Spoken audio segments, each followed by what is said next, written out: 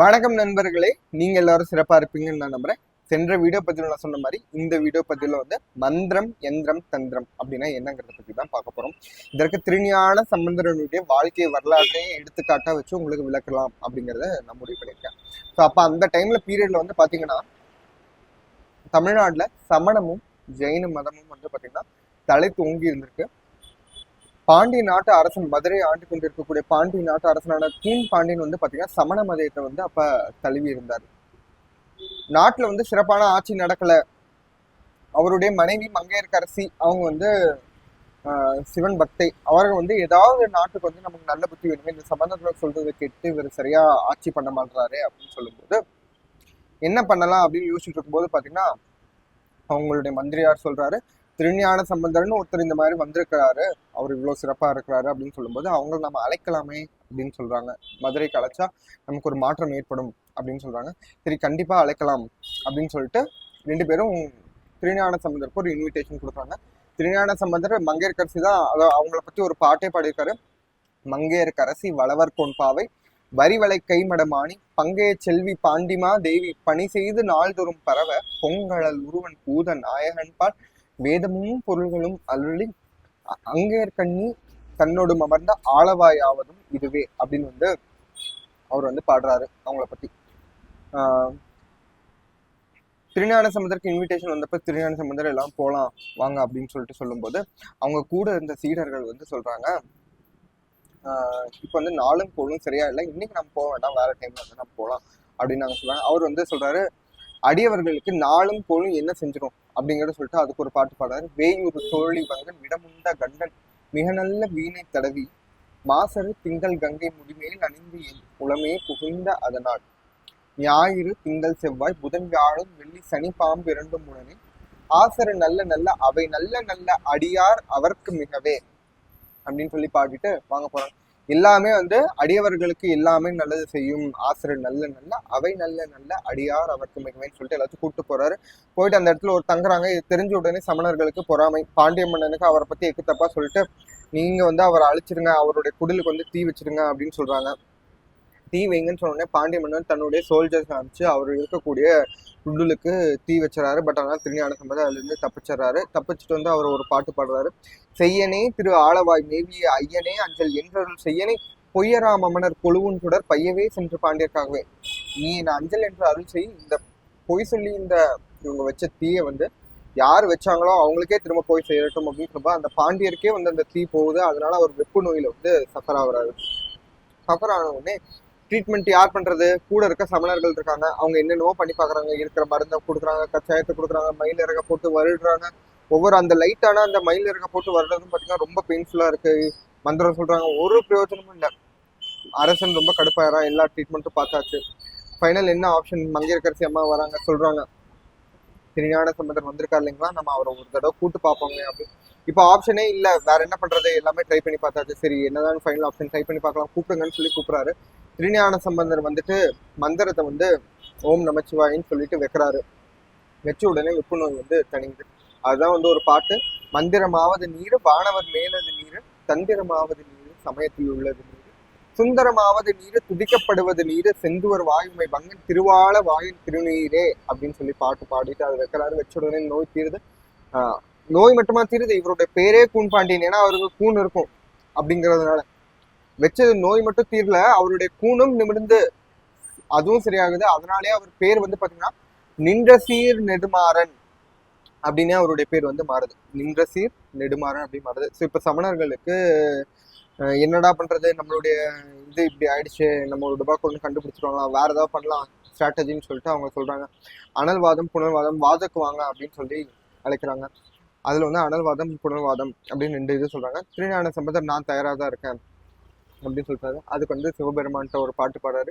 வேத வேள்வியை நிந்தனை செய்துள்ள ஆதமிழி அமனொரு தேரரை வாதில் வென்றலை காத்திரு உள்ளமை பாதி மாது உடனாய பரமனை ஞானம் நின் புகழே மிக வேண்டும் தென் ஆழவாயில் உரையும் எம் ஆதியே அப்படின்னு சொல்லிட்டு பாட்டு பாடிட்டு அவங்களுடைய சொல்றதுக்கு ரூல்ஸ் கேட்கிறாரு. ரூல்ஸ் வந்து அனல்வாதம், நீங்க வந்து எதை சிறப்பான மந்திரம்னு சொல்றீங்களோ அதை வந்து எழுதி வைகை ஆற்று கரைக்கு போறாங்க, போட்டுட்டு அந்த தண்ணியில் நீங்க போட்டுடணும். போட்ட உடனே அது தண்ணியோட ஃப்ளோ யூஸ்வலா எதை தண்ணியில போட்டோம் அது தண்ணியோட ஃப்ளோ கூட சேர்ந்து போயிடுவாங்க. பட் ஆனா இந்த ஓலைச்சுவடி தன்னுடைய ஃப்ளோக்கு அகைன்ஸ்டா வந்து எதிர்பக்கமா நீச்சல் அடிச்சுட்டு கரையை வந்து சேர்ந்துச்சுன்னா அவங்க வெற்றி பெற்றவங்க, அதை அடிச்சுட்டு போயிடுச்சுன்னா அவங்க தோல்வி பெற்றவங்க.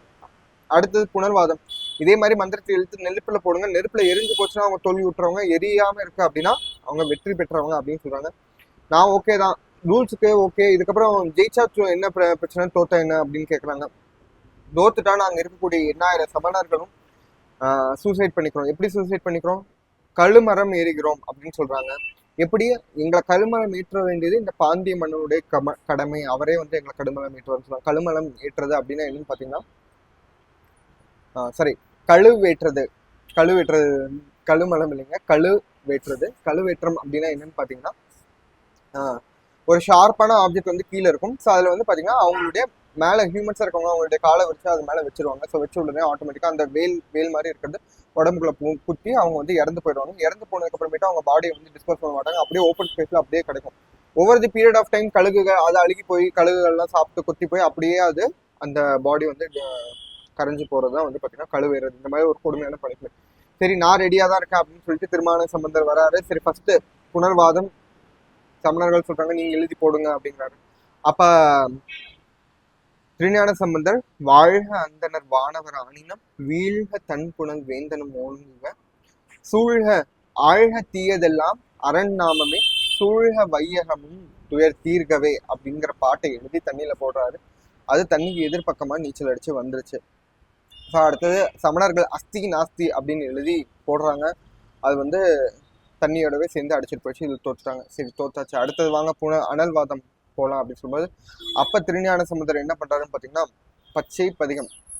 போக மார்த்த பூன்முளையால் தன்னோடும் பொன்களம் பாக மார்த்த பைங்கன் வெள்ளேற்றங்கள் பரமேட்டி ஆக மார்த்த தோளுடையான் கோவன ஆடைன்னு நாகமார்த்த நம்பெருமான் மேயது நல்லாரே அப்படின்னு சொல்லிட்டு அவரு இந்த இந்த பதிகத்தை எழுதி போடுறாரு. திருநள்ளாறு ஈஸ்வரர் மேல அவர் மேல எழுதி போட்ட உடனே அது வந்து நெருப்புல எரியாம அப்படியே இருக்கு. பட் ஆனா இவங்களும் திரும்ப சமணர்கள் அஸ்தி நாசின்னு எழுதி போடுறாங்க, அது நெருப்புல எரிஞ்சு போயிடுது. ஸோ இதுக்கப்புறமேட்டு பாத்தீங்கன்னா ஃபைனலா திருஞான சம்பந்தர் ஜெயிச்சிட்டாரு அப்படின்னு சொல்லும்போது பனிஷ்மெண்ட் அவங்க 8000 சமணர்களும் ஒரேடியா இந்த மாதிரி சூசைடு கொல்லப்படுறாங்க. அதுக்கு வந்து பாத்தீங்கன்னா மன்னனும் சைவ சமயத்துக்கு தழுவுறோம். அதுக்கு நாடும் வந்து சிறப்பா இருக்கு அப்படிங்கிறதா கான்செப்ட். இதுல வந்து நம்ம மத கலவரம் அதை பத்தி எல்லாத்தையும் விட்டுருவோம். அது எல்லாத்தையும் நமக்கு தேவையில்லாத ஒரு விஷயம். நமக்கு இதுல என்ன மந்திரம் தந்திரம் எந்திரம் அப்படின்னா, ஸோ திருஞான சம்பந்தர் 3 வயசுல இருந்தே பாட்டு பாட ஆரம்பிச்சாரு. அவருடைய வாழ்க்கையே வந்து 15 வயசு தான். அவர் எந்த குருகுலத்துல போய் மந்திரம் தந்திரம் பயின்றாருன்னா எதுவுமே கிடையாது. அவருடைய கான்சியஸ்னஸ் தேவி பார்வதி அம்மையே வந்து பால் கொடுத்ததுக்கு அப்புறம் அந்த ஞான பாலை குடிச்சதுக்கு அப்புறமேட்டு அவருடைய கான்சியஸ்னஸ் லெவல் வந்து ஹையா இருந்தது. அந்த கான்சியஸ்னஸ்ல இருந்து எந்த வார்த்தையை சொன்னாலும் அது எல்லாமே அவருக்கு வந்து மந்திரமாக தான் அமைகிறது. அந்த மந்திரம் இப்ப வந்து இந்த வெச்ச தீ வந்து பாண்டியருக்கு போகட்டும் அப்படின்னு சொன்னா அந்த வார்த்தைகளே வந்து மந்திரமாக மாறி எந்த பாட்டு பாடுறாங்களோ அதுவே மந்திரமாக மாறி அவங்களுக்கு போய் சேருது. ஸோ அதே வந்து பாத்தீங்கன்னா இந்த நோயை வந்து குணப்படுத்தணும் அப்படின்னா அதுக்கு ஒரு டெக்னாலஜி ஆல்ரெடி ஒரு படிச்சுட்டு வந்ததோ அதுக்காக ஒரு மருத்துவ திறனோ கிடையாது. கான்சியஸ்னஸ் அந்த அளவுக்கு இருக்கும்போது ஒரு திருநீர் எடுக்கிறாங்க, அந்த திருநீர் தான் வந்து யந்திரம். அதுக்கப்புறம் அதை வச்சு விடுறாங்க, அந்த ப்ராசஸ் தான் வந்து தந்திரம். ஸோ நம்மளுடைய மனம் வந்து செம்மையா இருக்கும்போது பார்த்தீங்கன்னா அதுல இருந்து வரக்கூடிய எல்லா வார்த்தைகளும் மந்திரம். அதன் மூலியமாக செய்யக்கூடிய அனைத்து செயல்களும் தந்திரம். அந்த செயல்கள் செய்வதற்காக நம்ம பயன்படுத்தக்கூடிய ஒவ்வொரு பொருட்களும் வந்து பாத்தீங்கன்னா யந்திரம். தொல்காப்பியர் மந்திரத்தை பத்தி என்ன சொல்றாரு? நிறைமொழி மாந்தர் ஆணையர் கிளந்த மறைமொழி தானே மந்திரம் என்ப. நிறைமொழி மாந்தர் வந்து அவங்களுடைய கான்சியஸ்னஸ் வந்து அந்த ஒன்னஸ் கான்சியஸ்னஸ், அந்த தேவியினுடைய கான்சியஸ் இல்ல ராமா கான்சியஸ்னஸ் அதுல வந்து இருக்கும்போது அந்த சுத்தம் இந்த தெய்வத்தினுடைய கான்சியஸ்னஸ்ல இருந்து நம்ம சொல்லக்கூடிய எல்லாமே வந்து பாத்தீங்கன்னா அதுதான் மந்திரம். ஸோ இப்ப சமணர்கள் அஸ்தி நாஸ்தின்னு எழுதி போட்டது அவங்களுக்கு வந்து எரியாம இருக்கும் அப்படின்னா அவங்க வந்து அந்த அவங்களுக்கு வந்து நம்ம பண்றது இது கண்டிப்பா நடக்கும் அப்படிங்கிற ஒரு கான்ஃபிடன்ஸ் இருக்கிறதுனால தான் அவங்க வந்து அதை சேலஞ்ச் பண்ணாங்க.